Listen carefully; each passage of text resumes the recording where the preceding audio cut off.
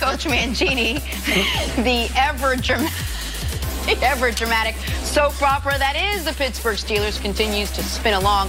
All right, quick recap now. On Monday, it was reported that Big Ben and Antonio Brown got into a heated argument in practice, leading to AB's benching on Sunday. It is now being reported that Brown actually requested a trade from the Steelers, a trade that's near impossible due to a heavy cap hit and also the fact that he's one of the best receivers in football.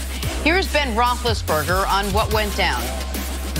People are making a big deal about a walkthrough on Wednesday, that there was a blow-up, a fight between he and I. I don't know anything about that. If there was a blow-up or something, I sure as heck didn't see it. This big deal was made about that, and I'm not really sure where that comes from. You know, AB and I talked to AB on Thursday morning because after the walkthrough, AB left on Wednesday, and then on Thursday morning I talked to AB, and everything was great and fine, and then you know, this story just keeps growing. So, like I said, I consider AB one of my closest friends on the team. All right, Coach, let's start with, first of all, what was your reaction to Antonio Brown missing the rest of the week of practice and then showing up on Sunday expecting to play? Well, so in the quote here, he just said after the walkthrough, he left on Wednesday, right? Like Antonio left the building on Wednesday. That to me is incredible. And the fact that he missed practice on Thursday or Friday, is that where we're at with all this? And so it gets to the point where there's nothing that the Steelers could do besides not play him. When you miss that much practice, when you get into an issue like this and you're not in the building, there's no way you can play that guy. And it's so hard when you're in that situation because you know you're fighting for a chance to win the division. It's the most important game because it has so much significance to the postseason, and you've got to sit down your best player. But this isn't something new, I'm sure. And what's reported and what we hear about is a fraction of things that happen in buildings. And then you know that. Like, there's a lot of stuff that comes out in the media that's like the tip of the iceberg. So there's way more to the story. I'm sure there's more to the story. And when you say this isn't new, where I'll disagree is this is as extreme as it gets. I don't think something this extreme has happened before, where Antonio Brown or a player of that caliber, of that tier in that locker room, just goes AWOL for the 3 final days of the week to where the team has to sit him. And this is a playoff week for Pittsburgh. It's why you've sat next to me long enough to know there's a lot of behavior that you don't excuse that I can, that I think the media blows up too much of, that I think we forget we're dealing with guys in their 20s that are young and rich and sometimes irrational. But if you can't rely on a guy to show up for work in the most important days of your season, then I don't know how you can rely on him at any point moving forward. So, like, when you ask the question... Moving forward, like, should they get rid of him? I would certainly field the offers. I don't know when they forced Mike Tomlin's hand as far as sitting him. You said that, right? Tomlin had no choice. He couldn't play. He couldn't play Antonio Brown in a moment where they needed Antonio Brown. I know they won the game, but they scored 16 points. They were relying on a kicker they brought in off the street because Boswell got hurt. Juju got shut down to a large degree. You know why? Because the coverage AB usually gets was shifted to Juju, and now life's not quite as easy. They were very fortunate to win that game. I've got to listen to offers because if I don't, what other penalty can I give Antonio Brown? How can I make sure this isn't just going to be his MO moving forward? A guy who, in my eyes, as great as he is, has shown on and off the field some horrific judgment over the past few years. No, I understand exactly what you're saying. And I guess the thought would be with a star player, the one thing that you can take from him that would affect his decision-making moving forward would be playing time. And everybody's saying that Antonio Brown is more concerned with him rather than overall team success.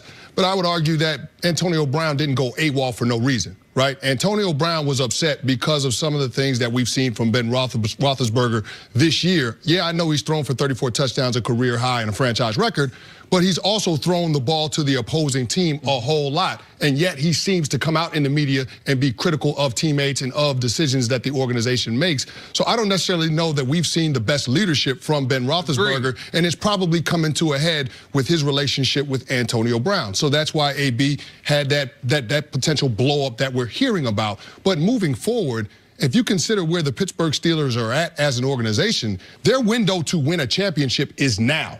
And considering that you're going to lose Le'Veon Bell in free agency and that Big Ben is going into the final year of a contract and he's going to be 37 years old, I don't know that you become a better team by getting rid of Antonio Brown. Well, you can't. I mean, you're going to have a huge salary cap hit, and he is one of the best players. And organizationally, you're not surprised by this behavior. When you sign someone that has an element of unpredictability to him, you're going into that with your eyes wide open, and you know that once you give him a big contract with guaranteed money, with salary cap ramifications, if you get rid of him, that's it. You're stuck, and you're going to have to navigate through that unpredictable behavior, and you make that decision organizationally. So things like this happen. So now as an organization, you've got to respond to it, but you can't look at it and go, I had no idea that was a possibility. See, you just said you can't. I disagree with both of you that you can't. It's $22 million against your cap if he's on your team next year, and it's $21 million if you trade him today. So you might say, okay, so now you get $7 million of savings to not have Antonio Brown, but it's not just that. You get the draft capital in an era where Amari Cooper got you a first-round pick, so Antonio Brown's going to get you more than that. Antonio Brown, because of the way his contract's written, whoever trades for him, it's a great deal. It's 3 years at $36 million total, so it's $12 million per year, which makes him an even more attractive piece. And what I would argue is this. I would argue the Steelers' window closed this era. It closed with that Jacksonville playoff game. It closed when Le'Veon Bell didn't come back, and when this season, when they had actually pretty good health, they still couldn't get to 10 wins. The Browns are only going to get better. The Ravens are, I believe, here to stay with Lamar Jackson. Like, I think it might be time, even with Big Ben going into year 16, it might be time to start thinking about the future for an organization that has competed in every decade since they've been in existence. How can you say that their championship window closed last year when your quarterback led the league in passing yardage, you got one of the best receivers in the game, and you have a top 10 defense that led the league in sacks? Because all of those things were true. And they're not one of the 12 teams still playing. All of those things were true. And even if week 17 had gone differently, they would have been limping into the postseason. But it's not addition by subtraction by getting rid of one of the best wide receivers in the game. Like, you don't all of a sudden get better, and you're talking about the cap charge, it's $1 million left if you trade him as opposed to keeping him. You don't get better by getting rid of Antonio Brown. But it's also $0 in the years moving forward. But look, you have less flexibility in free agency. You've got less flexibility because of that salary cap hit that you take, and then you've got to replace a guy with 100 receptions. Then Antonio Brown is so hard to deal with for defenses. He is so good that at some point there's certain players that you deal with the headaches, and Pittsburgh has always been willing to deal with those headaches. But the headaches on this team for the past couple years has been because of Lev Bell or Antonio Brown or Ben Roethlisberger. Those are really the only three people we talk about, and we keep saying, oh, well, Pittsburgh's going to have to change their culture, or they're just going to have to live with the consequences. Well, now you got rid of one. There's a chance you can get rid of the second one, and he's almost on his way out. But so here's my thing. I think Ben Roethlisberger is a huge part of this problem. Okay. I think Ben Roethlisberger, I want to make that clear, because you said that earlier, I agree with you. I think the way the organization has treated him, for whether we want to go to the way they protected him after the motorcycle incident, the way he was protected after the horrifying allegations off the field, and Ben has always been protected. The moment Todd Haley got there, he wanted him run out of town, finally got that. He consistently threw Le'Veon Bell under the bus during this process. Maybe, I don't know it's true, but maybe a universe exists where people like Big Ben have put their arms around Le'Veon Bell during his holdout, that after 10 weeks he signs that tender, and they have him right now. We have seen what he said when they threw the pick against the Broncos, saying AB ran the wrong route. But you can't do anything about Big Ben. He is a made man in Pittsburgh. They're not cutting him. They're not trading him. We always say the Steelers have a different type of culture, a different family. If you want to maybe set Juju on a different career arc than the one Martavis went on, than the one Le'Veon Bell went on, maybe you have to have a shocking moment of trading your best player. I'm not saying cut him. You would get stuff back. You would have the same cap flexibility with him or without him, because, like I said, $22 million on the cap with him, $21 million without him. Now you have a gaping hole at your #1 wide receiver spot.